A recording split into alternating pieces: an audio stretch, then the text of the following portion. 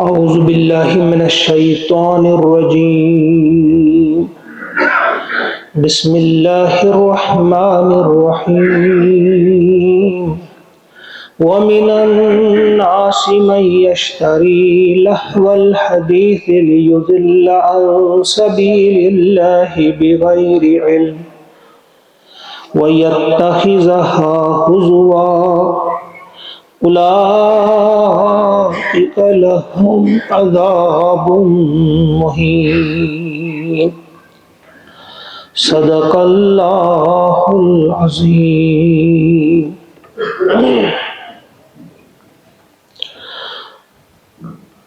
سورہ لقمان مکی سورت ہے، یہ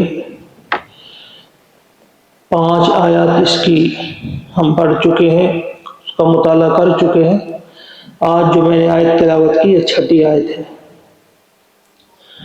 قرآن حکیم کے بارے میں آغاز ہی میں بتا دیا گیا کہ یہ آیات جو ہیں حکمت سے لبریز کتاب کی آیات ہیں، ہدایت ہے، یہ رحمت ہے، یہ محسنین کے لیے، وہ لوگ جو نماز قائم کرتے ہیں، زکوٰۃ ادا کرتے ہیں اور آخرت پر جن کا یقین ہے، یہی ہدایت پر ہے اپنے رب کی طرف سے، اور یہی کامیاب ہونے والے ہیں۔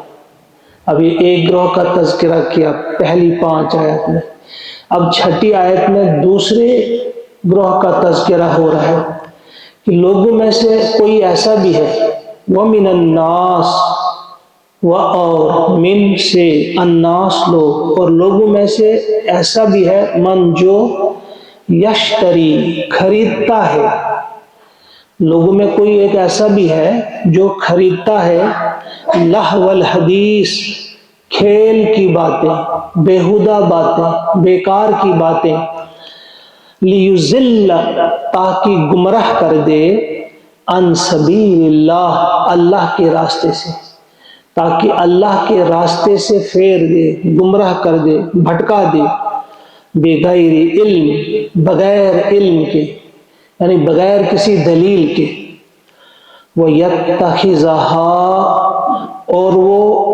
ٹھہراتے ہیں اسے، وَيَتَّخِذَهَا ہزوا، ہنسی مذاق، یعنی جو اللہ کی دین کی دعوت کے کام کے ساتھ مذاق کیا کرتے ہیں، اس کو مذاق ٹھہراتے ہیں۔ اولئک لہم عذاب مہین، یہی لوگ ہیں جن کے لیے ذلت والا عذاب ہے، رسوا کن عذاب ہے، اہانت آمیز عذاب ہے۔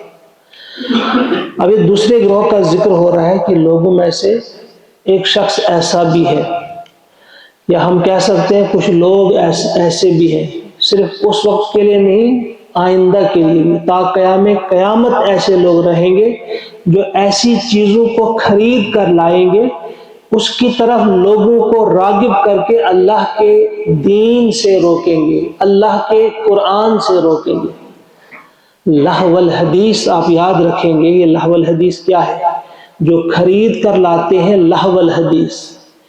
اس لہو الحدیث کے بارے میں حضرت عبداللہ ابن مسعود رضی اللہ تعالیٰ عنہ سے پوچھا گیا تو آپ نے 3 مرتبہ فرمایا، ہوا واللہ الغنا، ہوا واللہ الغنا، 3 بار فرمایا۔ یہ لہو الحدیث کیا ہے؟ اللہ کی قسم یہ گانا ہے، یعنی اس سے مراد کیا ہے؟ گانا ہے۔ گانا انسان کو اللہ کی یاد سے غافل کر دیتا ہے، قرآن سے دور کر دیتا ہے۔ اور ایک اور حدیث میں حضرت انس رضی اللہ تعالیٰ عنہ فرماتے ہیں کہ فرمایا رسول اکرم صلی اللہ علیہ وسلم نے، جو گانے کی محفل میں بیٹھے اور گانا سنے، قیامت کے دن اس کے کانوں میں سیسا پگھلا کر ڈالا جائے گا۔ گویا جو لہو الحدیث ہے، اس کے لیے مختصراً آپ یہ یاد رکھیں، ہر وہ چیز جو انسان کو اللہ کی یاد سے غافل کر دے، اس میں ساری چیزیں آ جاتی ہیں۔ مثلاً افسانے ہیں، ایک افسانہ پڑھ رہا ہے یا سن رہا ہے، وہ افسانہ رکاوٹ بن رہا ہے قرآن سے، اللہ کے دین سے، وہ افسانہ لہو الحدیث ہے۔ کوئی فلم ہے، کوئی ڈرامہ ہے، کوئی گانا ہے، بجانا ہے، اسی قسم کی کوئی کنسرٹ ہے، کوئی محفل ہے، اسی طرح سے میچ دیکھنا، کسی میچ کو دیکھنے کے لیے ہم بیٹھ جاتے ہیں، گھنٹوں بیٹھ جاتے ہیں، نماز کا وقت بھی ہوتا ہے، آج پڑھو وہی گھری یا پڑھو چیر پہنا، وہ روکا اس نے، یہ اب لہو الحدیث ہے۔ اسی طرح سے بہت ساری چیزیں اس میں آ جاتی ہیں۔ کھیل کی حد تک جو تھا، اگر انسان کوئی ایسا کھیل خود کھیلے کہ اس سے ورزش ہو، انسان کی صحت درست ہو، اس حد تک ٹھیک ہے، وہ بھی وقت کا خیال رکھتے ہیں۔ اب کھیل کوئی رہا ہے، پیسہ کوئی کما رہا ہے، اور ہم ٹیلی ویژن کے سامنے بیٹھ کر گھنٹوں بیٹھتے ہیں، ہاتھ بجاتے رہتے ہیں کہ زبردست پیسہ کوئی کما رہا ہے اور ہم خوش ہو رہے ہیں، ہاتھ بجا رہے ہیں۔ تنی کیا ہو گیا ہماری عقل کو، کس طرح سے ہم سوچ رہے ہیں یہ چیزیں۔ تو فرمایا کہ جو خرید کر لاتا ہے، تو اصل میں اس آیت کے بارے میں ہمیں یاد رکھنا چاہیے، اس کا شان نزول جو بیان فرمایا گیا ہے، جب پیارے نبی صلی اللہ علیہ وسلم نے دین کی دعوت کا کام شروع کیا، ایک ایک آدمی کو آپ لا رہے ہیں اور وہ آپ کے ساتھ جڑ رہے ہیں، دین کا کام کر رہے ہیں، اللہ کے دین کو غالب کرنے کی کوشش کر رہے ہیں۔ مشرکین مکہ دیکھتے ہیں کہ ایک ایک فرد ہم سے جا رہا ہے، کیا کیا جائے؟ بڑے جتن کیے جا رہے ہیں، بڑی کوششیں کی جا رہی ہیں، مار پیٹ سے کام نہیں چل رہا ہے، دھوس اور دباؤ سے کوئی کام نہیں بن رہا ہے، بائیکاٹ سے کوئی کام نہیں بن رہا ہے۔ سوچیں کریں تو کریں کیا؟ پھر نضر بن حارث نے کہا، ایک ادیب تھا مکہ کا، اس نے کہا دیکھو میں اس کا علاج کرتا ہوں۔ کہا کیا کرو گے؟ کہا میں جاتا ہوں ایران سے وہ رستم اور اسفندیار کے قصے جو تھے، اس قسم کا لٹریچر وہاں سے لاتا ہے، اور ایک لونڈی کو بھی خرید کر لاتا ہے، اور اس لونڈی جو بڑی زبردست قسم کی مغنیہ تھی، گانے والی تھی۔ اب وہ دیکھتا کہ کون سا شخص ہے جو مائل ہو رہا ہے رسول اکرم صلی اللہ علیہ وسلم کی طرف، جو متاثر ہوا ہے، قرآن سنتا ہے، حضور کے ساتھ بیٹھ رہا ہے۔ اب اس کو پکڑتا ہے اور اس لونڈی سے کہتا ہے کہ یہ تیرے حوالے ہے، اسے خوب گانا سنا، اسے اپنا ڈانس دکھا، اسے اپنے ساتھ مائل کر لے، اور اس کو روکنا ہے اس کام سے۔ اس کو لگا دیا اس نے، اور دوسری طرف قصے اور کہانیاں، وہی رستم اور اسفندیار کے قصے سنائے جانے لگے۔ دیکھ رہے ہیں کون جا رہا ہے اس مجلس میں، اسی کو روکا جا رہا ہے، اپنی مجلس میں بٹھایا جا رہا ہے، اس قصے کہانیاں سنائی جا رہی ہیں۔ تو اس کی طرف اشارہ ہے کہ دیکھو ایک شخص ایسا بھی ہے جس نے پیسہ خرچ کر کے ایران سے لہو الحدیث خرید کر لائے۔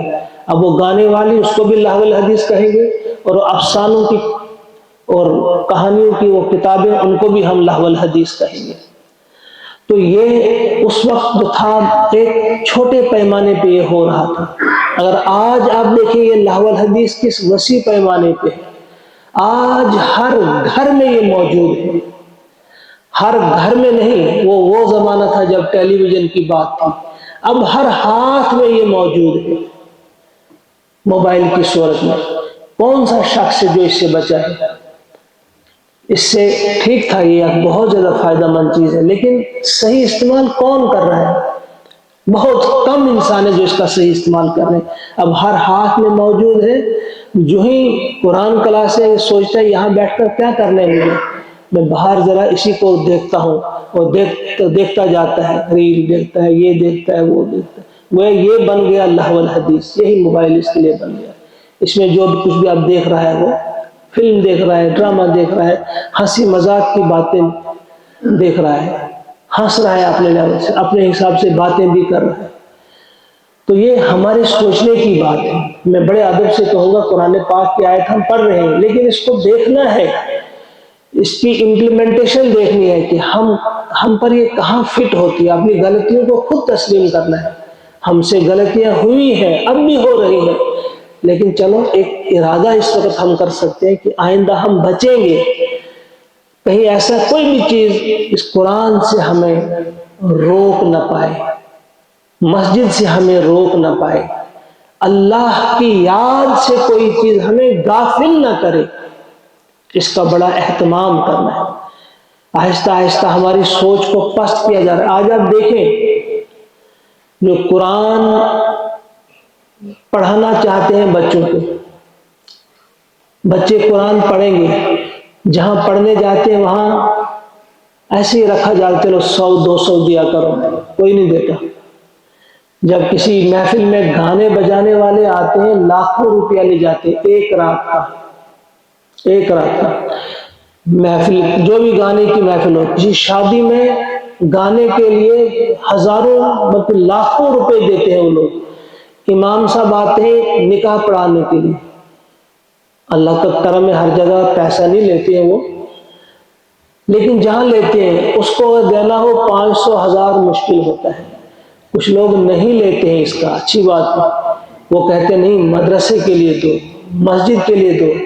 مدرسے کے لیے یا مسجد کے لیے بڑی مشکل سے 500 1000 نکلتا ہے، بڑی مشکل سے، اور گانے والی یا گانے والا ہو اس کے لیے لاکھوں روپے دیتے ہیں۔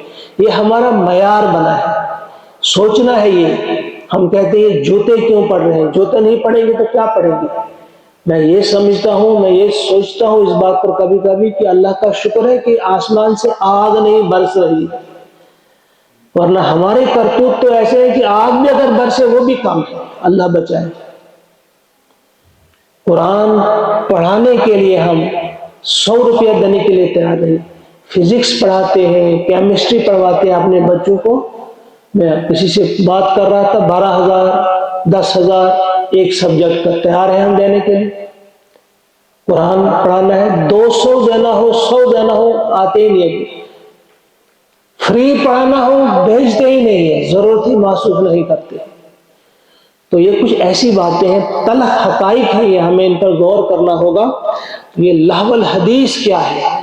ہر آپ شارٹ میں یہ یاد رکھیں، لہو الحدیث بس یہی ہے، ہر وہ چیز، ہر وہ کام جو اللہ کی یاد سے ہمیں غافل کر دے وہ لہو الحدیث ہے۔ جو قرآن سے رکاوٹ بنے وہ لہو الحدیث ہے۔ جو دین حق کی خدمت کرنے کے معاملے میں رکاوٹ بنے، وقت ہم نہیں دے پا رہے ہیں کس وجہ سے کہ فلاں کام ہے، تو وہی لہو الحدیث بنے گا جو چیز بھی ہے۔ تو اس بات کو سمجھیے۔ فرمایا کچھ ایسے بھی لوگ ہیں جو خرید کر لاتے ہیں، یعنی فری میں بھی نہیں، خرید کر لاتے ہیں ایسی چیز جس چیز کے ذریعے وہ لوگوں کو راہ راست سے روکتے ہیں، اللہ کی راہ سے، اللہ کے راستے سے روکتے ہیں، بغیر سمجھ کے، بے سمجھے بوجھے۔ ان کے پاس علم نہیں ہے، کوئی ان کے پاس دلیل ہوتی، برہان ہوتی، ایسا نہیں، بغیر علم کے وہ روکتے ہیں اور اس کے ساتھ مذاق بھی کرتے ہیں۔ پھر اتنا ہی نہیں، صرف اللہ کے راستے سے روکنا ہی نہیں بلکہ مذاق بھی اس دین کا، مذاق بھی اللہ تبارک و تعالیٰ کی جو یہ مراسم عبودیت ہے ان کا مذاق، ان لوگوں کا مذاق اڑاتے ہیں۔ پھر ایسے لوگوں کے لیے اللہ تعالیٰ نے فرمایا عذاب ہے، اور عذاب کی کون سی قسم؟